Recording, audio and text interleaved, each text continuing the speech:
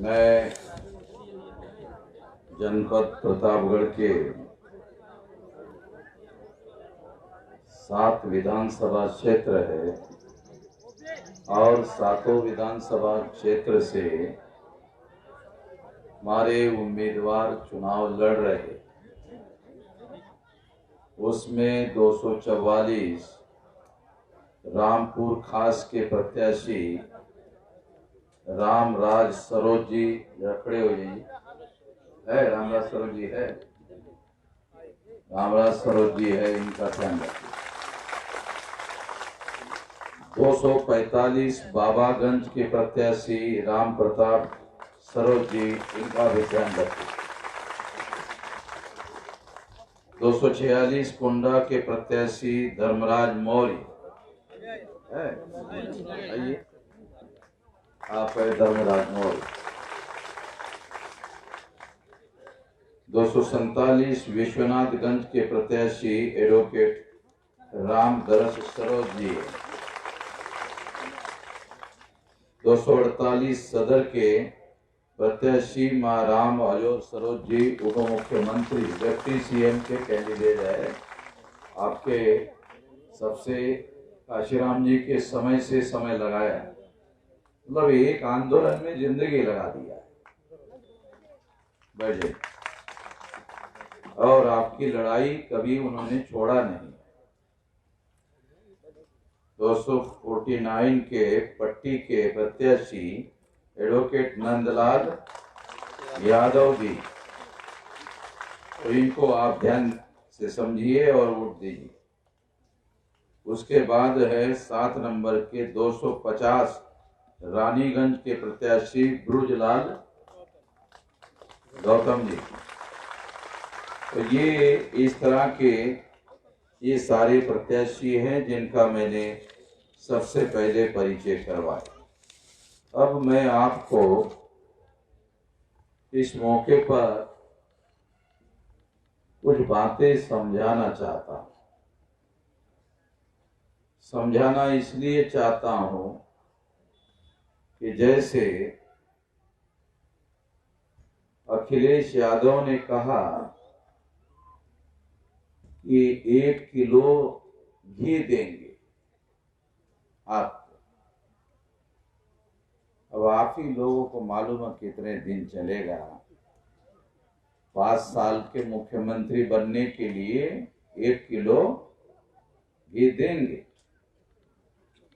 तो जब कोई आदमी अपने भाषण में ये कहता है कि 1 किलो घी देंगे, तो इससे आपको समझदारी की कौन सी बात समझ में आई? कौन सी बात जागरण करने के लिए समझ में आई? इसमें कौन सी बात है जिससे आप जागृत हो रहे हो? 1 किलो घी देंगे, इससे कोई जागृति की बात है? 1 किलो घी देंगे, 1 किलो घी खा लेंगे, जागरण क्या हो? जागरण तो कुछ नहीं हो रहा है। तो ये पार्टी के लोग आप लोगों को जागृत करने का काम, समझदारी बढ़ाने का काम क्यों नहीं कर रहे? उनको डर है कि अगर लोगों की समझदारी बढ़ गई तो अगले चुनाव में पता नहीं साले दौड़ा दौड़ा कर मारेंगे। अगले चुनाव में अगर समझदारी बढ़ गई तो कहीं दौड़ा दौड़ा कर न मारेंगे। केशव प्रसाद मौर्य की खबर आई के द्वारा लड़ा जा रहा है। राष्ट्रीय परिवर्तन मोर्चा कोई दल का नाम नहीं, कोई पार्टी का नाम नहीं है।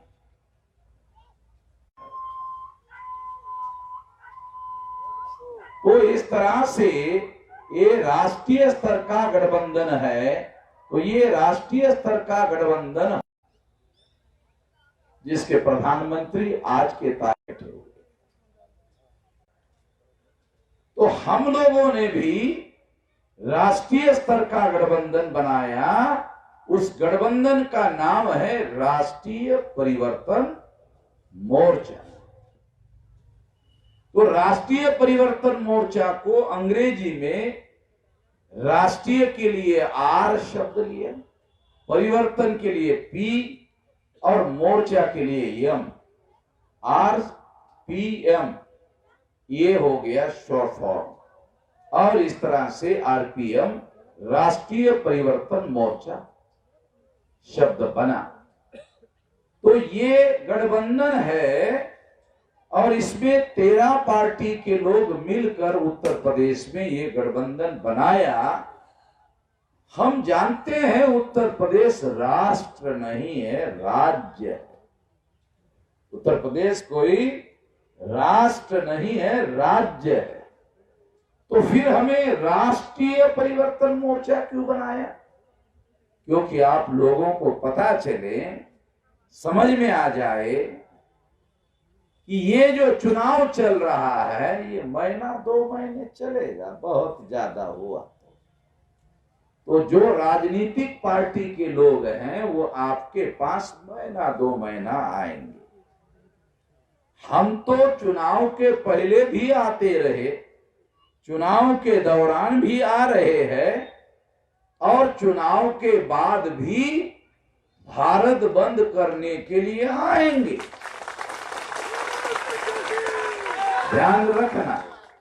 ताली बजा रहे हो, अच्छी बात है, क्योंकि समझ में आ रहा है इसलिए बजा रहे हैं। मगर अभी तक आपको उन्होंने बहुत बजाया। आप लोगों को पिछले 75 साल से उन्होंने बहुत बजाया, तो इसको मत भूलना कि उन्होंने बजाया। तो इसलिए मैं आपको बात समझाने का प्रयास कर रहा हूं। तो फिर ये राष्ट्रीय परिवर्तन मोर्चा, ये राष्ट्रीय शब्द लगाकर उत्तर प्रदेश का राज्य का चुनाव लड़ने के लिए क्यों बनाया? तो मैं 19 साल की उम्र का था, अभी 65 साल की उम्र हो गई, 45 साल हो गए, समझ रहे हैं? 45 साल हो गए हैं आपकी लड़ाई लड़ने के लिए। 31 राज्यों में 567 जिलों में 4000 से ज्यादा तहसीलों में 22,000 से ज्यादा ब्लॉक में और 1.5 लाख से ज्यादा गांवों में कार्यरत विशाल संगठन खड़ा कर दिया 45 साल, जिसके द्वारा 2 बार भारत बंद करवाया। ध्यान रखना, 2 बार भारत बंद किया। 13 पॉइंट रोस्टर के विरोध में 200 पॉइंट रोस्टर के लिए भारत बंद किया। तो नरेंद्र मोदी को संसद में संविधान संशोधन करके इसे अमल करने के लिए मजबूर किया। नहीं तो किसान लोग साल भर दिल्ली के दरवाजे पर खड़े थे, साल भर नरेंद्र मोदी ने उनकी एक बार भी नहीं सुना, एक बार भी बात नहीं किया। बहुत अकड़ू आदमी है, अकड़ू समझते हो ना, बहुत अकड़ने वाला है। मैं देहाती आदमी हूं, आपको देहात का अनुभव बताता हूं। गांव देहात में कहते हैं मरा हुआ आदमी बहुत अकड़ता है, मरा हुआ आदमी बहुत अकड़ता है। बोलते जरा घी लगाओ, तो उसको सीढ़ी पर लिटाते हैं, कोरा कपड़ा डालते हैं, फिर रस्सी से बांधते। बहुत लोगों को ये समझ में नहीं आता है, ये सीढ़ी मरा हुआ है सीढ़ी पर बांधते, बोलते नहीं अकड़ता है, खड़ा हो गया तो अकड़ में खड़ा हो जाता है। तो मरा हुआ आदमी बहुत अकड़ता है। तो नरेंद्र मोदी जो है एक मरा हुआ आदमी है, उसको हमने सीधा खड़ा किया, संसद में मजबूर किया 13 पॉइंट रोस्टर विरोध में लागू करने के लिए। 200 पॉइंट रोस्टर दूसरी बार भारत बंद किया तो उसके पहले नरेंद्र मोदी और अमित शाह कहा करते थे, डेली कहा करते थे, CA CA CA CA CA. 29 जनवरी 2020 को भारत बंद किया, उसके बाद से सीए बोलना ही भूल गया, बंद। ऐसा 840 का करंट का झटका लगाया, बोलती ही बंद हो गई, बोलना बंद हो गया। क्यों बता रहा हूं? क्योंकि आप लोग नरेंद्र मोदी अमित शाह को बहुत बड़ा मानते हो और पद पर होने की वजह से वो लोग बड़े हैं, मगर आप लोगों की लड़ाई लड़ने के लिए और आपके हक की लड़ाई लड़ने के लिए वामन मेश्राम ने उनको कई बार झुकाया। तो ध्यान रख लेना, वो बड़े लोग हैं तो मैं भी थोड़ा झुकाने लायक आदमी हूं, ये ध्यान रखना। जो संगठन की शक्ति हमने बनाई, ये लोग चुनाव में तो आपके पास आएंगे, चुनाव के बाद फिर 5 साल नहीं आएंगे और आपको उनके पास जाना पड़ेगा। तो काम करेंगे कि नहीं करेंगे गारंटी नहीं है, मगर मैं ये लड़ाई आज भी लड़ रहा हूं, कल भी लड़ूंगा और लगातार आपकी लड़ाई लड़ने के लिए आता रहूंगा।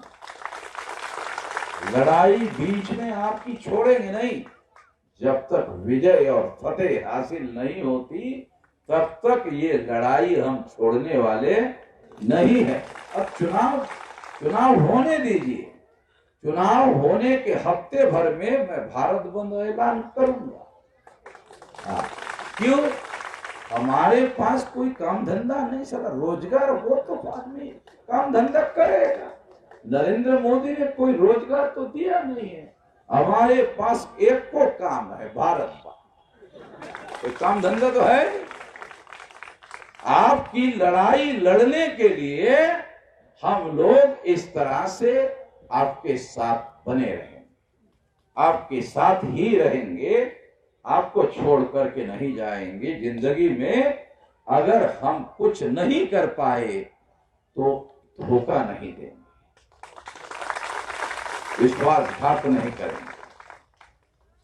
तो इस तरह से कुछ समझदारी की बातें मैं आप लोगों को कह रहा हूं कि हमने इतना विशाल संगठन खड़ा किया, हमारे लोग यूपी में चुनकर आते हैं, नहीं आते हैं तो भी लड़ाई में कोई फर्क पड़ने वाला नहीं है। लड़ाई जारी रहेगी और आपकी समस्याओं का समाधान होता रहेगा, मगर आपके चुनाव क्षेत्र में आने के बाद यहां तो चुनाव आप लोग जीतने वाले, प्रतापगढ़ में तो कम से कम जो है आप लोग चुनाव जीतने वाले हो, ये मेरा यकीन हो गया है, विश्वास हो गया है। जिस तरह से आप लोग गांव-गांव में बूथ लेवल पर काम कर रहे हो और विरोधी पार्टियों को भी आपको परास्त करने के लिए कोशिश करनी पड़ रही है, इसका मतलब है आप जीतने वाले हो। तो हमने ये संगठन शक्ति बढ़ाई है, बनाई है, राष्ट्रव्यापी संगठन शक्ति बनाई है। तो ये संगठन शक्ति, ये लड़ाई लगातार जारी रखेंगे। दूसरी बात, आजादी का आंदोलन चल रहा था तो गांधी जी और नेहरू जी आजादी के आंदोलन का नेतृत्व कर रहे थे, तो उन्होंने कहा कि हम देश की आजादी के लिए लड़ेंगे। क्या कहा? हम देश की आजादी के लिए लड़ेंगे, फ्रीडम ऑफ द कंट्री, अंग्रेजी में कहा फ्रीडम ऑफ द कंट्री, देश की आजादी के लिए लड़ेंगे। तो बाबा साहब आंबेडकर ने कहा हम देश में रहने वाले लोगों की आजादी के लिए लड़ेंगे।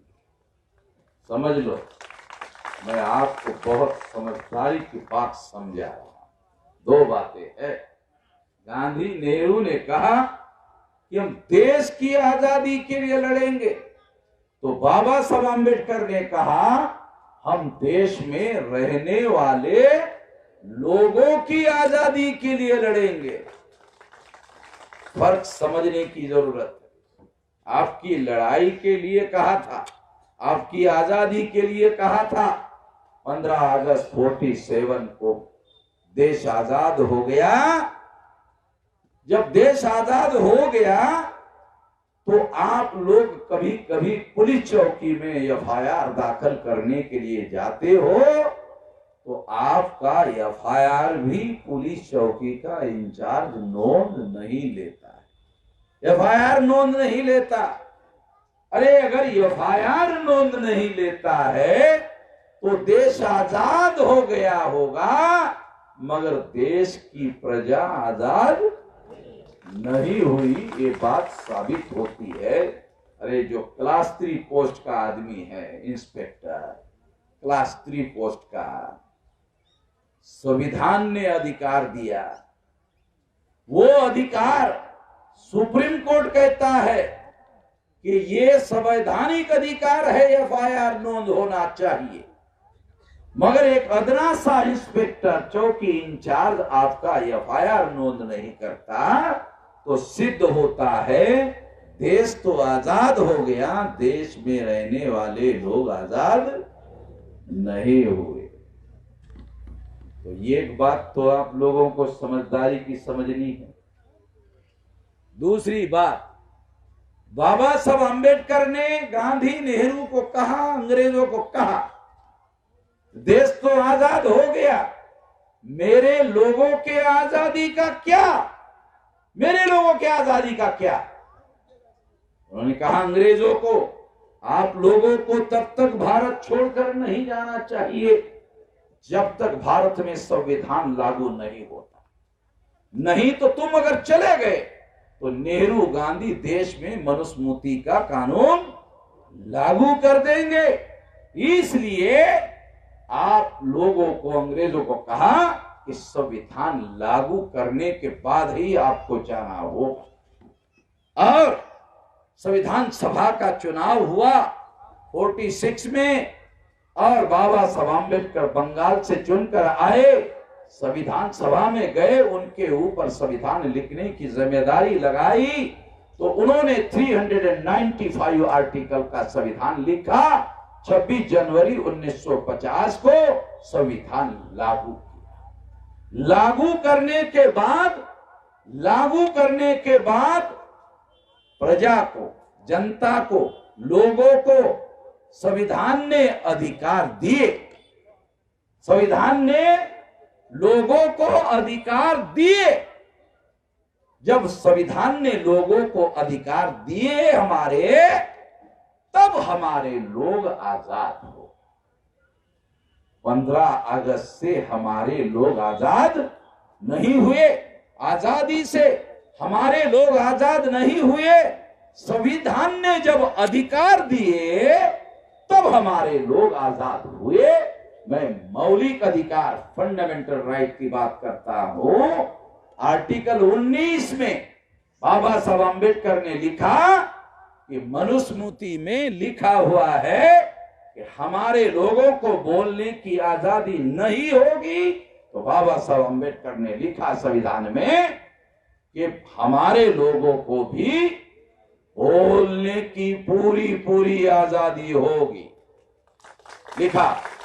और उस आजादी के तहत आज मैं गरज के बोल रहा हूं, तो संविधान ने जो मुझे आजादी दी, हमारे लोगों को आजादी दी, इस वजह से मैं यहां खड़ा होकर बोल रहा हूं। ये तो हमारे लोग बोला नहीं करते थे, उन पर बोलने पर पाबंदी हुआ करती थी। ये अधिकार बाबा साहब आम्बेडकर ने आप लोगों को दिया, सारे देश के लोगों को दिया। और मनुस्मृति में लिखा था जिसकी जो जाति है वही धंधा करेगी। बाबा साहब ने लिखा, जो योग्यता होगी वो करेगा, जो योग्यता हो। कोई जरूरी नहीं कि चमार जो है वो केवल चमड़े का ही काम करेगा। नहीं नहीं, चमार भी मुख्यमंत्री हो सकता है, पासी भी मुख्यमंत्री हो सकता है। प्रधानमंत्री किसान केवल हल ही चलाएगा? नहीं, प्रधानमंत्री भी हो सकता है।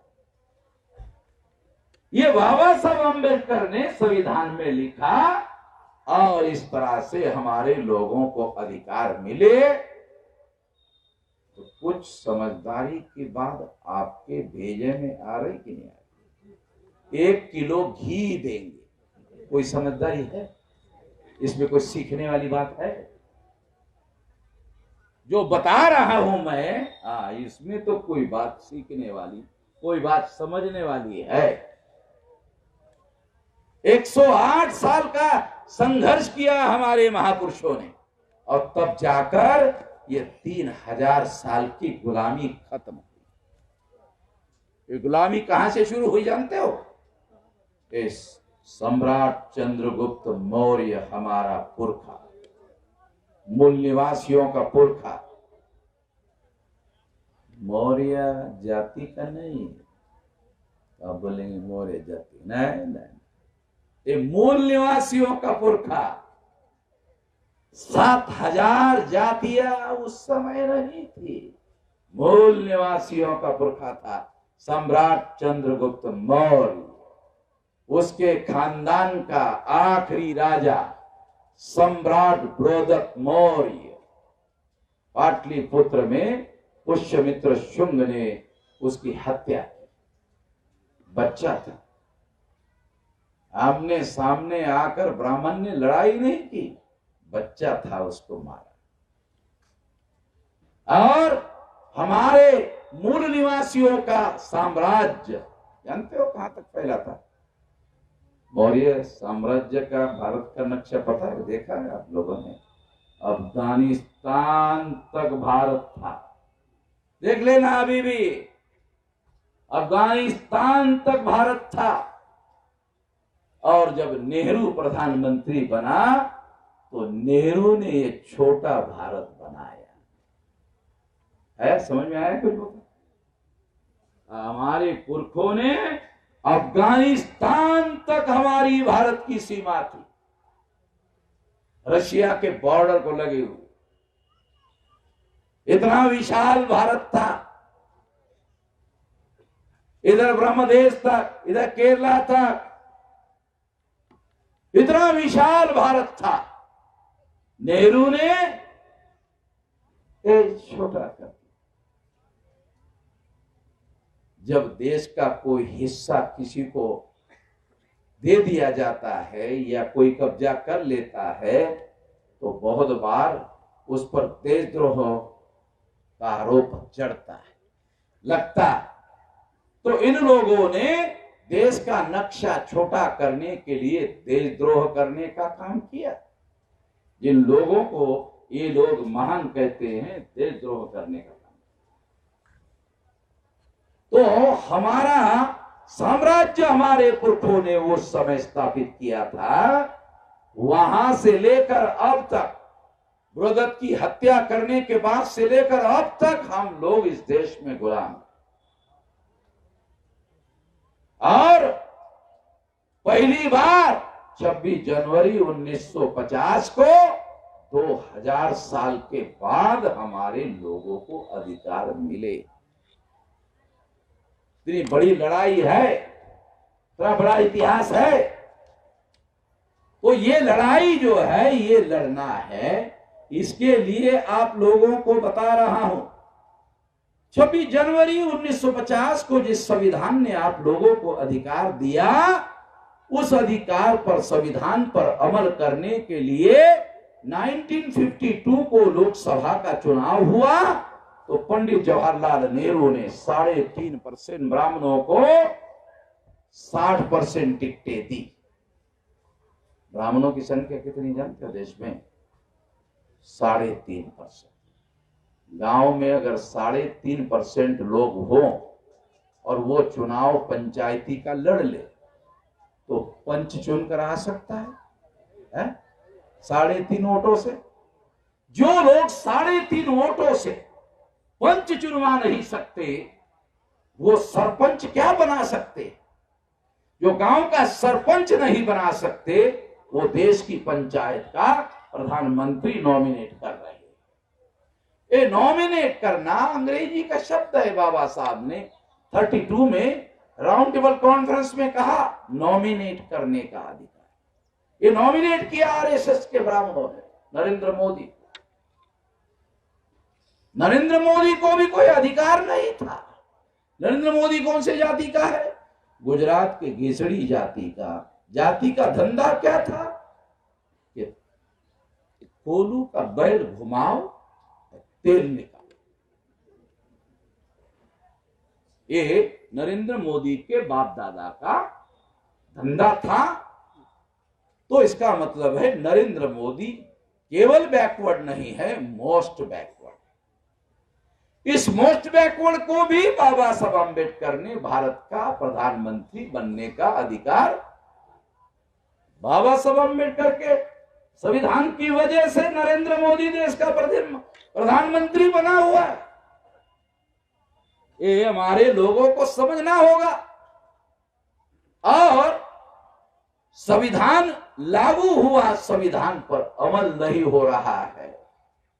संविधान पर अमल नहीं हो रहा है तो पंडित जवाहरलाल नेहरू ने 3.5% ब्राह्मणों को 60% टिकटें दी और 47% ब्राह्मण चुनवा कर लाए।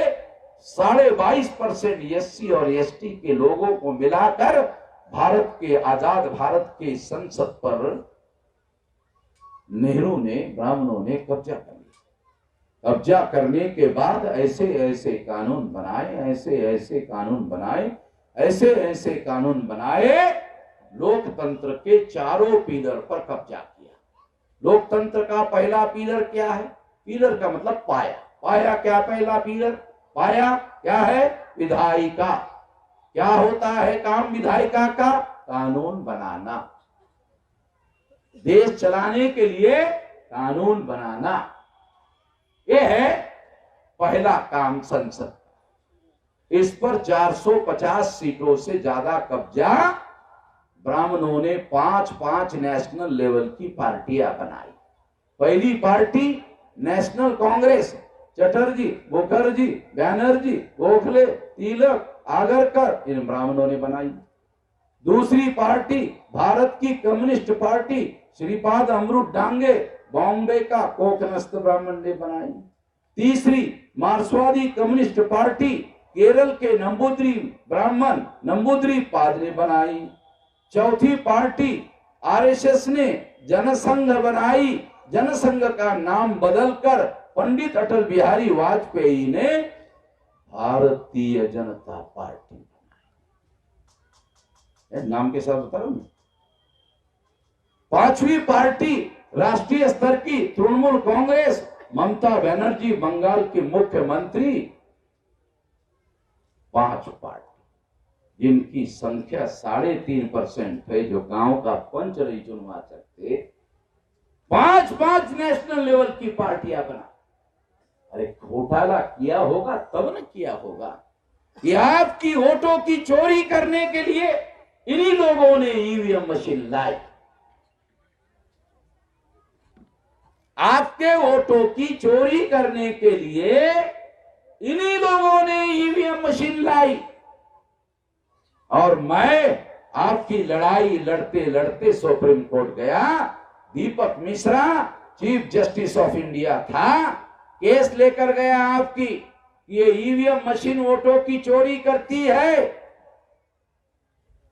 तो आपकी लड़ाई लेकर सुप्रीम कोर्ट गया। तो चीफ जस्टिस ऑफ इंडिया ने मेरे केस में मेरे फेवर में निर्णय दिया कि मिश्राम जी, अब केवल एक मशीन नहीं होगी, अब 2 मशीन होगी। मैंने कहा दूसरी क्या करेगी? कहा आप कहते हो ईवीएम चोरी करती है तो दूसरी पकड़ेगी। ईवीएम चोरी करती है तो दूसरी मशीन लगा रहा हूं पकड़ने वाली। तो एक मशीन अगर चोरी करके पाई गई तो दूसरी मशीन पकड़ने का काम करेगी। 24 अप्रैल 2017 को सुप्रीम कोर्ट ने, दीपक मिश्रा ने, चीफ जस्टिस ऑफ इंडिया ने मेरे केस में मेरे फेवर में निर्णय लिया और 2019 के चुनाव में सारे देश भर में चोरी पकड़ने वाली मशीन, पेपर ट्रेल मशीन, मैंने सारे देश भर में लगवाई। किसी अखबार वालों ने बताया कि ये वामन मेश्राम ने लगवाई? मैंने लगवाई ताकि इस चोरी को पकड़ा जा सके। तो ये पंच नहीं चुनवा सकने वाली पार्टियां 5-5 नेशनल लेवल की पार्टियां बना चुके हैं घोटाला करके। इनका बंदोबस्त करने की जरूरत है, तभी बदलाव होगा। नहीं तो क्या है, ये चोरी करके इन लोगों ने संसद पर कब्जा कर लिया। फिर कार्यपालिका में 80% आईएएस, आईपीएस, आईआरएस अधिकारियों पर कब्जा किया। न्यायपालिका पर 97% कब्जा कर लिया। और मीडिया 4 प्रकार का, इलेक्ट्रॉनिक मीडिया, प्रिंट मीडिया जिसमें अखबार बनते हैं, छपते हैं, अमर उजाला, जागरण, हिंदुस्तान, सुना ना आप लोगों ने, ये अखबार। तो ये प्रिंट मीडिया। तीसरा है ट्रेडिशनल मीडिया, मोरारी बापू, आसाराम बापू, डोंगरे महाराज, ओझा महाराज, पाजा महाराज, राजा महाराज, एनियधर महाराज, बचा खुचा महाराज। कितने नाम ले गए भाई, समय बर्बाद हो जाएगा आप लोगों। इसलिए एक ही लाइन में पूरा कवर कर लिया, बचा खुचा महाराज, सारा कवर हो गया। 5 चौथे नंबर का मीडिया, वोकल मीडिया। जैसे हम यहाँ बोलने के लिए भाषा का उपयोग कर रहे हैं, हमारी मातृभाषा मराठी है, हम हिंदी में बोल रहे हैं। बोलने के लिए हिंदी में, आपके इलाके की भाषा होगी, इलाके की भाषा में बोलोगे, इलाके की। तो ब्राह्मण क्या बोलते हैं? हिंदी भी बोलना नहीं आता। ब्राह्मण क्या बोलते? अरे इनको तो हिंदी भी बोलना नहीं आता। आप बोली बोलते हो, आप बोली बोलते हो, अवधी बोलते हो, मगही बोलते हो, भोजपुरी बोलते हो, ये भी तो माय बोली है। मगर पंडित क्या बोलते? अरे इनको तो हिंदी बोलना नहीं आता। तो रियलिटी बता रहा हूं, सच्चाई। एक कोई बताने के लिए राजी नहीं है, जो सच्चाई है वो बोल रहा। और इस तरह से ये जो चौथी जो मीडिया है, वो वोकल मीडिया, उस पर भी उन्होंने भाषा के आधार पर कब्जा कर लिया। तो इस तरह से चारों पिलर पर ब्राह्मणों ने कब्जा कर लिया। बाबा साहब आंबेडकर ने संविधान में लिखा, 26 जनवरी 1950 में संविधान लागू हुआ, लिखा लोकतांत्रिक समाज बनाया जाएगा। तो नेहरू ने, ब्राह्मणों ने कौन सा समाज बनाया? ब्राह्मणवादी समाज बनाया, जिसमें ऊंच नीच की व्यवस्था लागू कर दी गई। यानी संविधान के विरोध में काम किया। संविधान देश में लागू नहीं होने दिया, और संविधान लागू हो गया होता तो देश में डेमोक्रेटिक रेवोल्यूशन, लोकतांत्रिक क्रांति हो गई होती। और क्रांति हो गई होती तो आप लोगों की जो समस्याएं आज है वो नहीं होती। क्या समस्याएं? 75 साल हो गए आजादी को, और नरेंद्र मोदी कहता है, क्या कहता है? नरेंद्र मोदी क्या कहता है? कहता है विकास, विकास, विकास, विकास, विकास, विकास, विकास, विकास। सारा डेली विकास है, विकास है बोलता है। विकास और विकास। हम गांव के बुजुर्ग चाचा को पूछा, चाचा विकास को जानते हो? जरूर जानते हैं, क्यों नहीं जानते? ये बताओ कि हमारे गांव में नारायण है, उसके बेटे का नाम विकास है। क्यों नहीं जानते? जरूर जानते हैं। तो हमने कहा चाचा, और नारायण के बेटा विकास की बात नहीं मैं कर रही वो नरेंद्र मोदी के विकास की बात कर रही है। मैं हमारे पश्चिमी उत्तर प्रदेश में ऐसा बोलते, अबे किधर को जा रही है तू, कहां से आ रही है तू? उधर देसी भाषा में बोला जाता है, बोली भाषा में। तो इस तरह से आपको समझाने के लिए बता रहा हूं, बात समझ में आनी चाहिए, क्योंकि ये काम में आएगी, आपके जिंदगी भर काम में आएगी अगर कोई बात समझ में आ गई। तो इस तरह से साथियों, मैं आपको ये समझा रहा हूं कि नरेंद्र मोदी विकास की बात करती है, तो हमने चाचा को कहा, अरे वो विकास नहीं चाचा, ये गांव देहात का, देश का विकास की बात हम कर रहे हैं। तो कहा हमने जवानी से लेकर बुढ़ऊ हो गए हैं।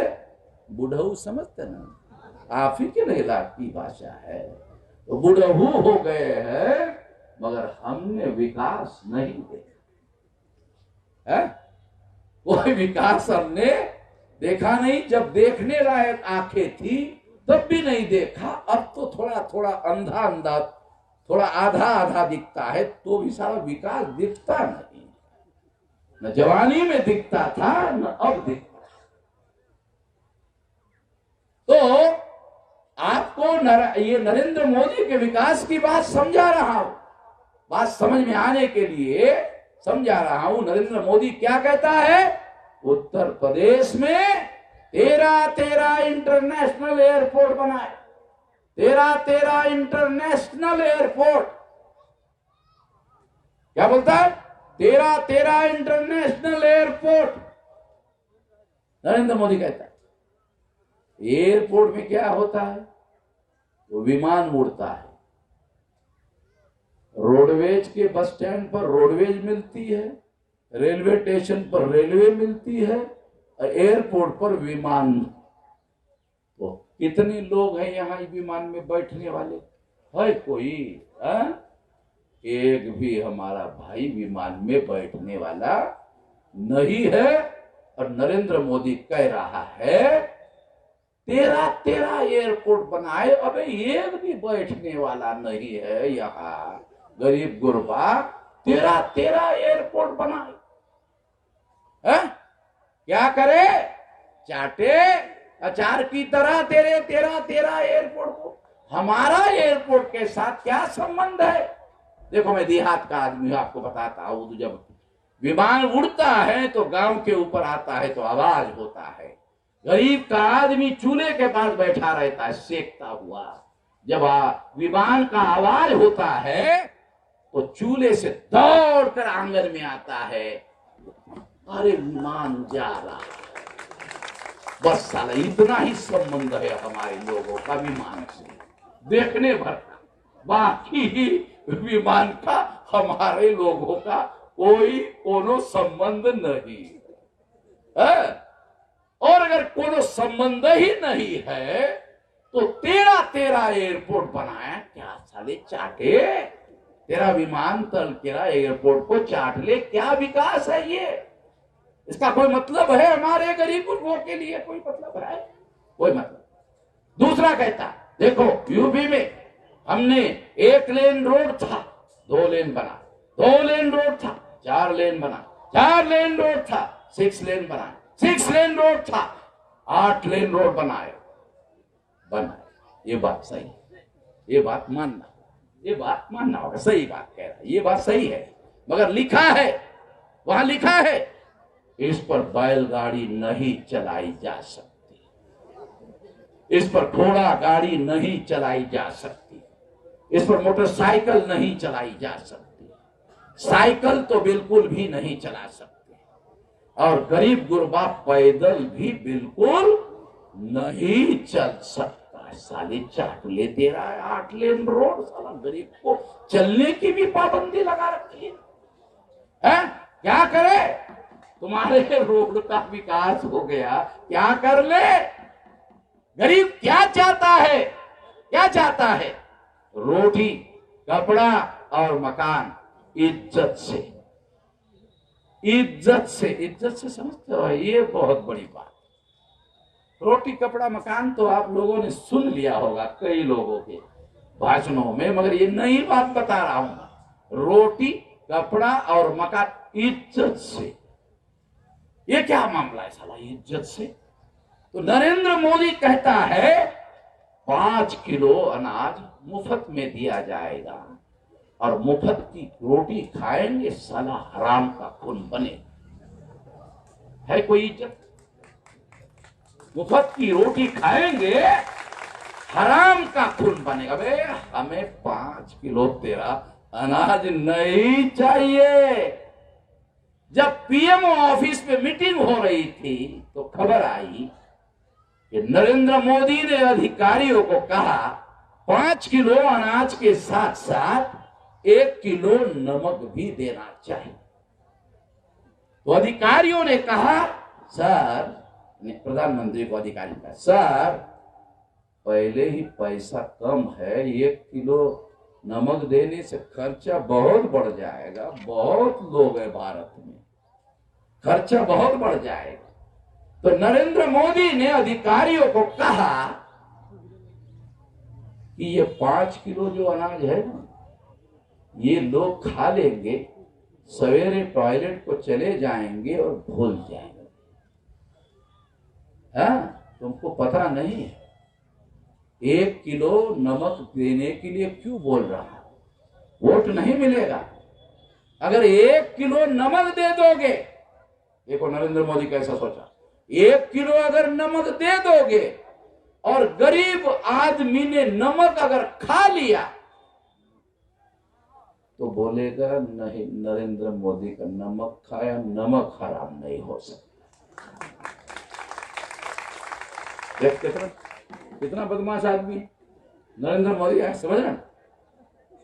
नमक खाया भाई, वोट तो उसी को दूंगा, नमक खाया।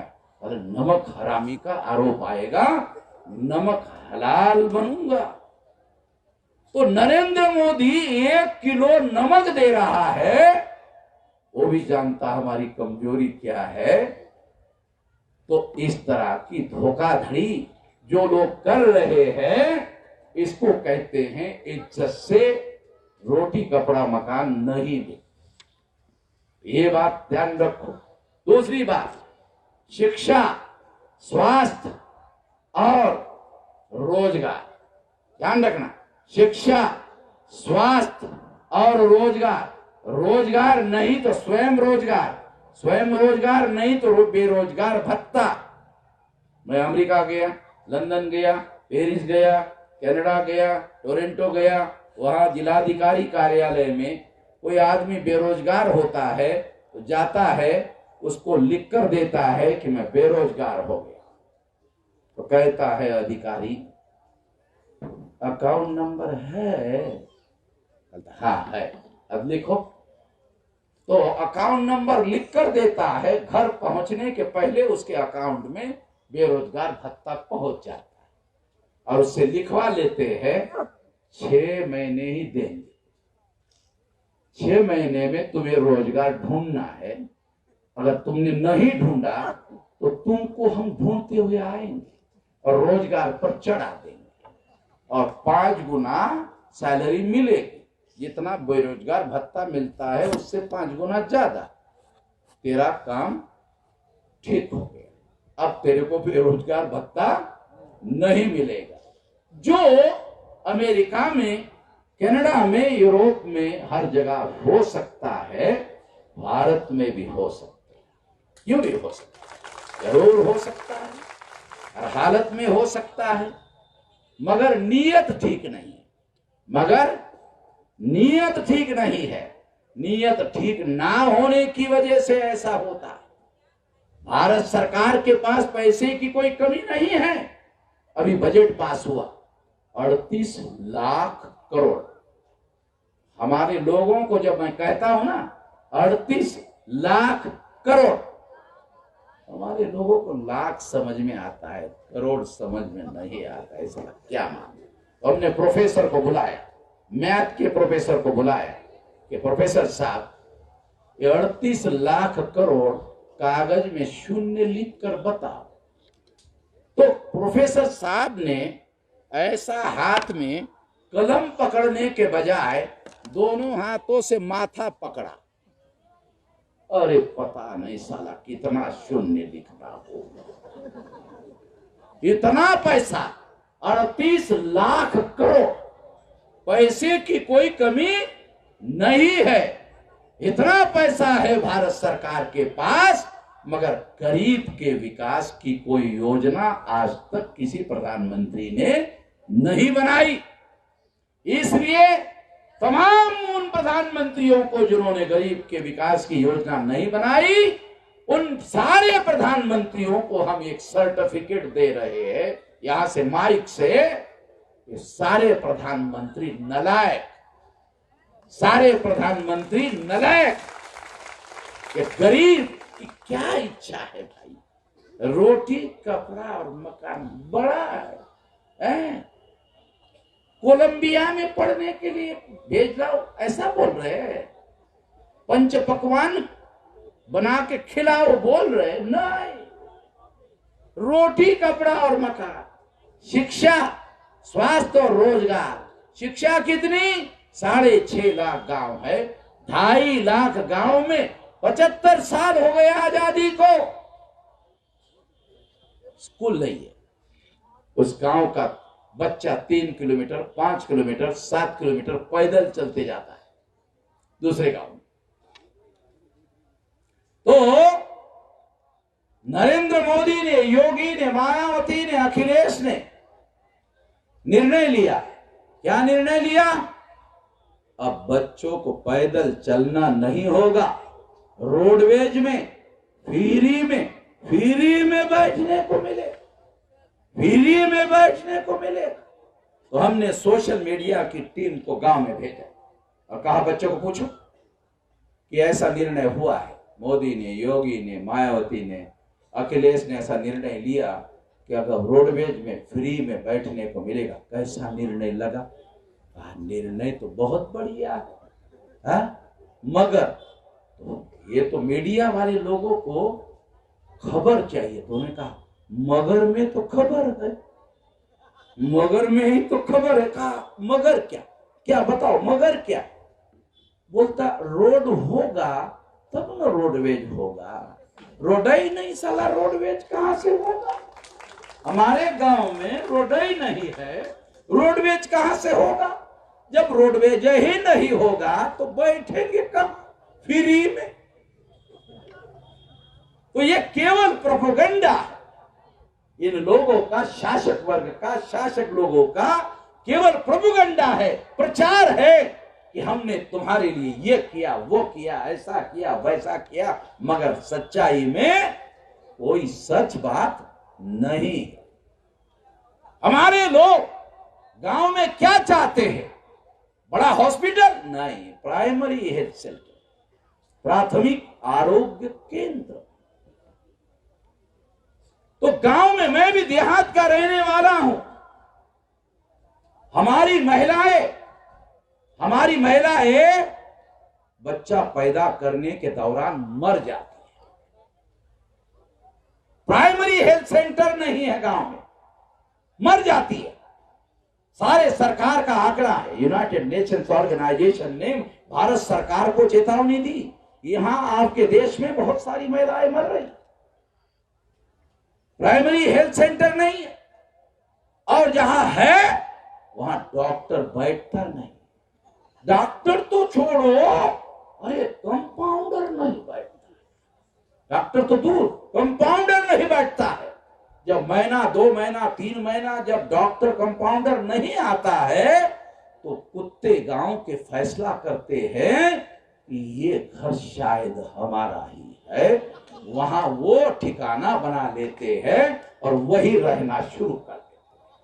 कि अब ये घर तो अपना ही है। ये चल रहा है देश में। रोजगार के नाम पर न शहरों के नौजवानों को न गांव के नौजवानों को कोई रोजगार मिल रहा है। तो इस तरह से सिंपल बात कह रहा हूं, रोटी कपड़ा और मकान, शिक्षा स्वास्थ्य और रोजगार, रोजगार नहीं तो बेरोजगार भत्ता, बेरोजगार भत्ता नहीं तो स्वयं रोज की व्यवस्था सरकार चाहे तो करवा सकती है। पैसे की कोई कमी नहीं है। 2 साल पहले उद्योगपतियों की संपदा 23 लाख करोड़ थी, 2 साल में 53 लाख करोड़ हो। देखो ध्यान, क्या आंकड़ा बता रहा। 2 साल पहले जिन उद्योगपतियों की संपदा स्टेट कितनी थी, 23 लाख करोड़, अब वो 53 लाख करोड़ हो गई है। गरीब और गरीब हो गया है, अमीर बेइंतहा अमीर हो गया है। तो ये सरकार ने नीति बनाई होगी तब तो हुआ, अपने आप तो नहीं हो सकता। तो इस तरह से ये सारी कहानी, ये दुख भरी कहानी जब मैं बता रहा हूं आप लोगों को, दुख भरी कहानी, आप लोग तालियां नहीं बजा रहे हो, आप भी दुखी हो गए। तालियां बजाने के लिए नहीं कह रहा हूं, जैसे मैं दुखी होकर कह रहा हूं तो आप सुनते सुनते आप दुखी हो गए। क्योंकि दुख भरी कहानी है तो दुख ही लगेगा, खुशी तो होगी नहीं। तो ये खुशी होगी तो आदमी ताली बजाएगा, मगर मैं तो कहानी दुख भरी बता रहा हूं। और 75 साल के आजादी में एक दुख के अलावा हमारे लोगों को कुछ नहीं मिला। अरे कुछ तो भी थोड़ा होता है, कछु नहीं मिला। कछु तो समझ में आता है, कछु नहीं मिला। तो इसको बदलना, इसलिए ये राष्ट्रीय परिवर्तन मोर्चा बनाया। हम कुछ मुसलमानों के बस्ती में गए और कहा, चाचा किसको वोट दोगे? कहा अखिलेश भैया। अच्छा तो ठीक है, दे दो। वो आने के बाद फसाद नहीं होगा ऐसा लगता है? ऐसा तो नहीं लगता। अच्छा गारंटी दे रहा है हम आने के बाद फसाद नहीं होने देंगे? नहीं, ये गारंटी भी नहीं दे रहा। तो मांगना चाहिए क्या गारंटी? मांगने में कोई मतलब नहीं। क्यों देगा नहीं? गारंटी देगा नहीं, क्यों वोट दे रहे हो? कहा मजबूरी का नाम महात्मा गांधी। तो क्या मजबूरी है? पूछा क्या मजबूरी चाचा? बीजेपी आ जाए। जो सच्चाई है वो बता रहा हूं। कुछ हमारे मुस्लिम भाई भी हो सकते हैं। कहा बीजेपी आ जाए।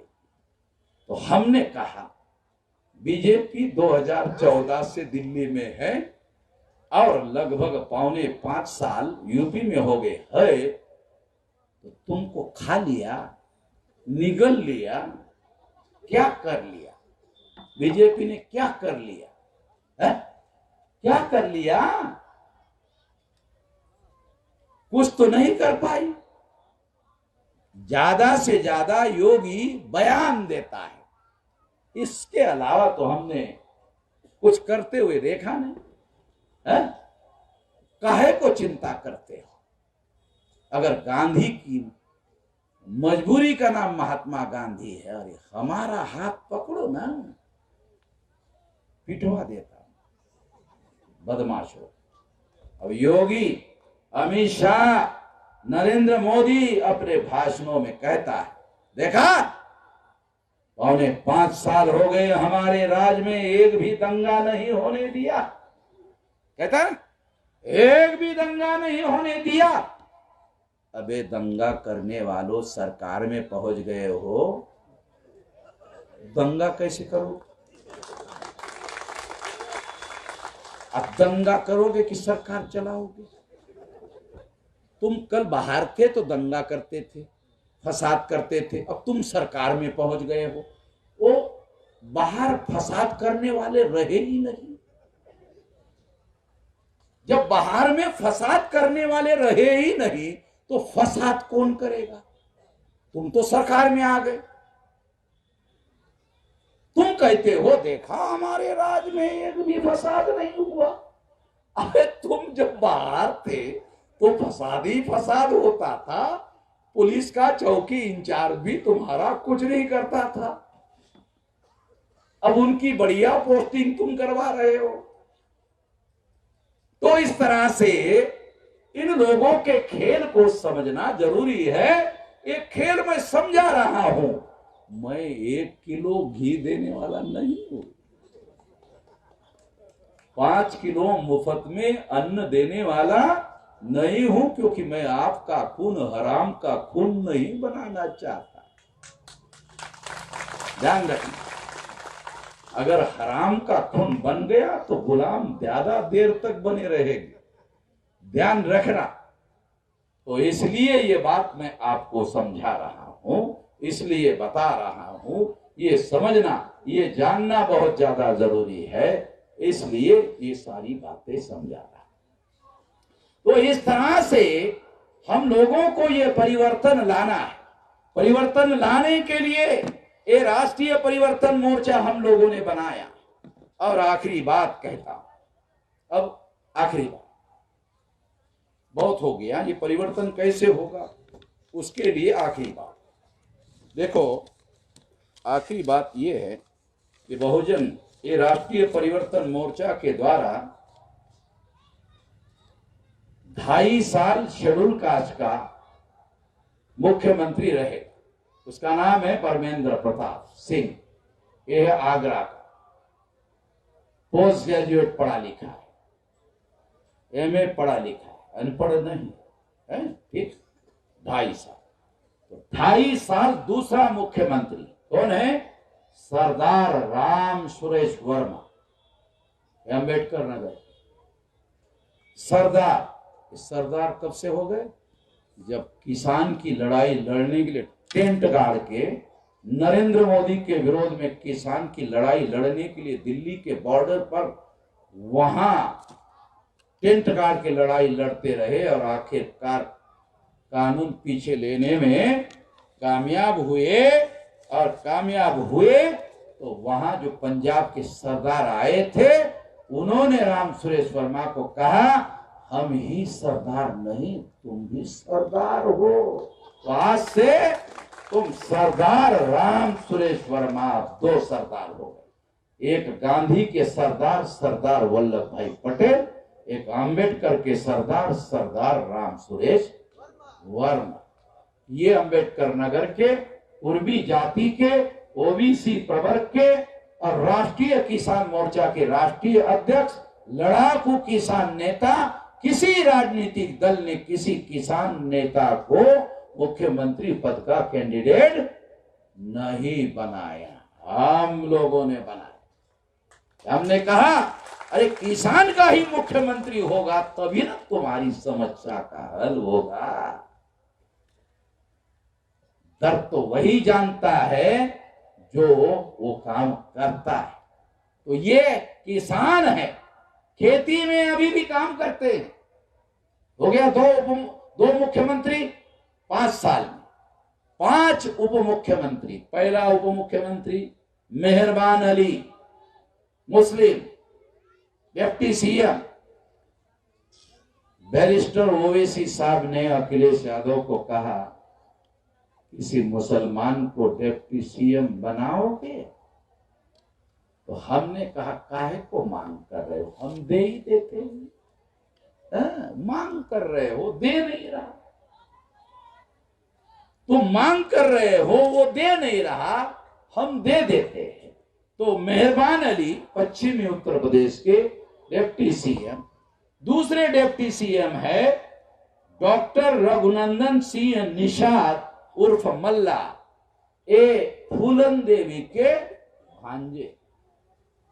एक बार लखनऊ में बंदूक लेकर आए। अरे हमने कहा थोड़ा हमको दूर रहो भाई, डर लगता है। कहा क्यों? मैंने कहा ये बंदूक लेकर क्यों घूमते हो? कहा कि जमाना अभी ठीक नहीं है, साथ में रखना पड़ेगा। तो कान में किसी कार्यकर्ता ने बताया कि फूलन देवी के भांजे। अरे ये बात, तब हमें समझ में आया कि हाँ, ये हथियार का भी सारा कोई कारण। तो किसी ने ऐसे समाज के लोगों को, संजय निषाद ने बीजेपी को मांगा डिप्टी सीएम बनाओ, नहीं दिया, हमने दे दिया। काहे को मांगते हो? मांगने से कभी कोई सत्ता मिलती है? अरे मांगने से भीख नहीं मिलती, सारी सत्ता मिलती है कभी दुनिया में। तीसरा उप मुख्यमंत्री डॉक्टर कुशवाहा, आजमगढ़ के एमबीबीएस डॉक्टर ओम प्रकाश कुशवाहा, झोला छाप डॉक्टर नहीं, एमबीबीएस डॉक्टर।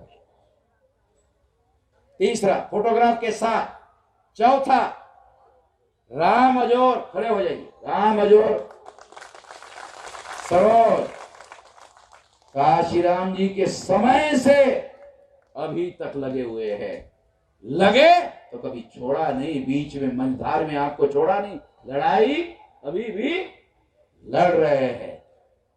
रिटायर्ड हो गए हैं, टायर्ड नहीं हुए लड़ाई अभी भी लड़ रहे हैं। हो गए चौथा। पांचवा दिनेश लोधी, लोधी समाज के भी बैकवर्ड क्लासेस के लोग हैं, उनको भी डिप्टी सीएम का 5 डिप्टी सीएम और 2 सीएम बनाए जाएंगे। क्यों? परिवर्तन करना है। तो इस परिवर्तन करने के लिए आप साथ सहयोग करोगे, इस आशा और विश्वास के साथ आपने मेरी बात ध्यान से सुनी, इसके लिए आभार, धन्यवाद।